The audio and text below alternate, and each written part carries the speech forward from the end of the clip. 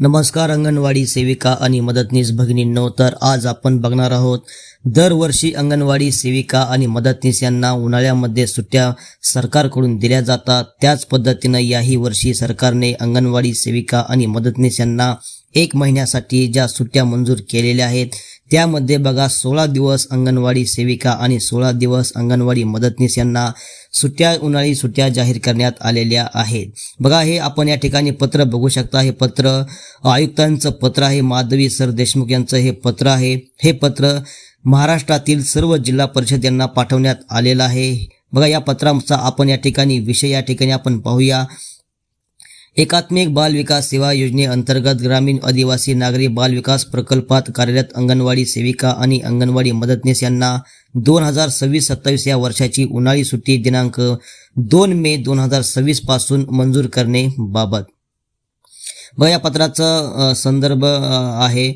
बघा उपरोक्त संदर्भीय शासन परिपत्रक दिनांक 29/4/1991 नुसार एकात्मिक बाल विकास सेवा योजनेअंतर्गत बघा हे काय वाचत बसायची गरज नाही। बघा यामध्ये बघा अंगणवाडी मदतनीस यांना बघा 2 मे 2026 ते 17 मे 2026 पर्यंत म्हणजे एकूण 16 दिवसांची उन्हाळी सुट्टी मंजूर करण्यात आलेली आहे। बघा 2 तारखेपासून अंगणवाडी मदतनीस यांना सुट्ट्या लागलेल्या आहेत, ते 17 मे पर्यंत त्यांना सुट्ट्या आहेत। एकूण 16 दिवसाची त्यांना सुट्टी आहे। यानंतर 18 मे 2026 ते 2 जून 2026 पर्यंत म्हणजे 16 दिवसांची अंगणवाडी सेविका यांना सुट्टी आहे।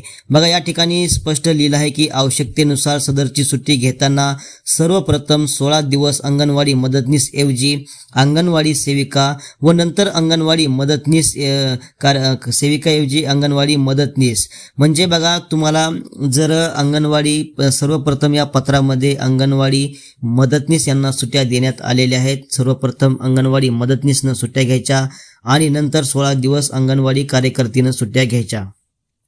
जर तुमच्या दोघीच्या सहमतीनुसार जर अंगणवाडी कार्यकर्तीला जर अगोदर सुट्ट्या हव्या असतील तर अंगणवाडी सेविका अगोदर सुट्ट्या घेऊ शकते आणि नंतर अंगणवाडी मदतनीस देखील सुट्ट्या घेऊ शकते। अशा प्रकारचं या पत्रामध्ये स्पष्ट लिहिण्यात आलेलं आहे। पण या ठिकाणी बघा सगळ्यात महत्त्वाचा मुद्दा म्हणजे आपल्याला 1 महिना तरी कमीत कमी उन्हाळ्यामध्ये सरकारने सुट्टी दिली पाहिजे।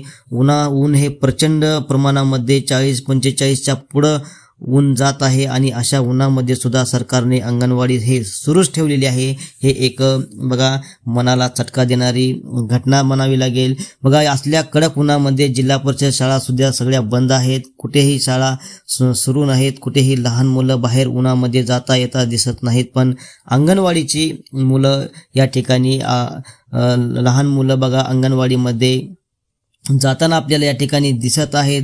सरकारने त्यांना 1 महिना तरी कमीत कमी सुट्टी द्यायला हवी होती, पण या ठिकाणी असं काही झालेलं नाही। फक्त या ठिकाणी फक्त 1 महिन्याची अंगणवाडी सेविका आणि मदतनीस यांच्यासाठी सुट्टी जाहीर करण्यात आलेली आहे। 16 दिवस अंगणवाडी मदतनीसनं सुट्टी घ्यायची आणि 16 दिवस अंगणवाडी कार्यकर्तीनं सुट्टी घ्यायची। पण अंगणवाडी मात्र बंद ठेवता येणार नाही, आपला आहार पुरवठा हा सुरूच राहावा लागेल असं या ठिकाणी या पत्रामध्ये स्पष्ट लिहिण्यात आलेलं आहे।